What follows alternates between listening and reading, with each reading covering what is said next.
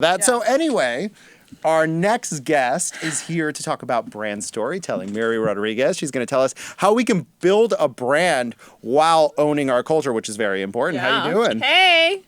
Hi. Thank you for having me. How is everyone? Yeah, great. I mean, first of all, let's talk about what David just said. How do you build a brand while keeping your culture, like true to your culture? Yeah, you build it with your origin story. That is the story, where you came from, your lived experiences. A lot of people shy away from that, and they think that it's not relevant, and that truly is the relevancy of your story. I came from the slums of Caracas, Venezuela. I made it to the United States. I now work for a company that is, it's Microsoft, and so a lot of times I found myself in that trajectory, not wanting to tell that story of I couldn't go to the best schools. My parents couldn't afford it. I had to work 3 jobs. And then I realized that is the story. That is what makes me unique in my trajectory to where I am today. And so you begin with that. The culture that you bring, the diversity that you bring are your lived experiences that you uniquely have had. Nobody else has had. So, Miri, how did you begin to deprogram yourself? Because a lot of times when we grow up in difficult environments, right, we're told that we don't deserve success, that we don't deserve a better life. How do you begin to deprogram that messaging that you probably received from a very young age living in the slums? Oh, yeah. Yeah. Yeah. So you have society telling you things. At what age you should get married, at what age you should have a degree, at what age you got to do this and retire. You have cultural differences. I'm a Latina, a very male-dominated culture. You need to have kids by a certain age. Actually, if you don't have them by 25, you're an old hag. You're never going to have another, a chance to have kids. There's so much religion. It's so true, right? And religion will tell you so many other things. I think it was around 30 where I decided, how does this even serve me? Who invented these rules? Why is it for me? And so I had to really look back and deeply think about what were those things that do serve me as a person in my career, and the ones that didn't, I wanted to divorce, and I did. And it wasn't easy, but it was a bold move to really think about what was for me. It is my life. I am the CEO of my life. Nobody gets to live my life but me. So I will do what makes sense for me. But what was that trigger for you? What was that actual turning point for you? Because society, whether, rightly or wrongly, have these rules to be more efficient, to be more efficient. Yeah. And some people design the rules to keep their advantage. That's right. One of the triggers, I know it's going to sound really funny, but I had just given birth to my first son. And I was back in my jeans like 2 weeks later, which was unheard of. I mean, I was like so lucky. And I had this lady come to me at work and say, you're not dressing like a mom.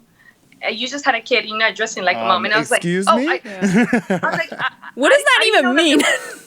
What does that even mean? What is that? I'm like, what is that even, like, is there wardrobes for moms? I guess you're no longer allowed to be attractive because you're a mom now. I mean, is that what she was? Yeah. Uh-huh. And I asked, what does that mean? And she said, well, khaki pants and a white shirt. That was exactly her answer. And I was like, I don't even own a piece of khaki pants or a white, it was like, and then I realized there are so many impositions, people thinking they have to tell you or they have the right to tell you their opinion or impose that on you. And that was the first trigger. Beyond that, it was people at work. It was people that were trying to define my career. No, you can't do that. No, you shouldn't go there.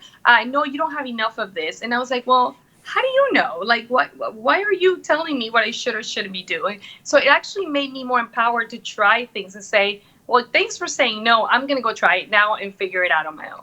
So there's not a lot of Hispanic people in tech, even though California, every other person speaks Spanish. Yes. And in fact, California, of course, has a rich history. Used to be part of Mexico, in case everyone forgot, all the place names, San Diego. Rancho Santa Margarita, all of these. So amidst all this Hispanic culture, and basically Mexican food is the number one cuisine in California, right? Best. Yeah, the best, right? How are there not a lot of Hispanic people in the tech sector? Especially not Hispanic women. Yeah, especially that. Why is that? So first of all, 2% of women make up, not women in general, and not race only gender, make up the tech industry. That's 2%. Oof. That is unbelievable. And then when you actually bring in the intersectionality of what that means, women of color, women of different ages, the cohorts, it just diminishes by the minute. And so it's been always a man's world. And what the biggest part of that is when you come in, then you find those women are there, those 2%, competing against each other, being mean to each other. It's like high school mean girls. I experienced that the first year I got to Microsoft. For a whole year, 4 women bullied me for 4 years. And I was just like, how do we unite, or so what happens is we leave, right? People just leave and say, this is too hard. I can't do this. I don't want to do this. Why would I spend my energy? So I experienced that for a year, and then I said, I'm going to stay. I'm going to stay because if I'm experiencing this, there's a whole lot of other women who are doing it. Oh, yeah. So I've been mentoring women to tell them, listen, it's not easy, but we got to move that gap. We got to move that gap so that there's more representation for all of us. Wow. What a great story, Miri. Well, it's been great having you. Keep in touch. If you're ever in New York and we're not having a wild pandemic, please stop by. You can see Miri's book right there. Book there you go. Excellent. Very nice cover. I like the color. Yeah. Thank you. And this is exactly about that brand storytelling. Telling your story, using your origin story that makes you uniquely you. That is your brand.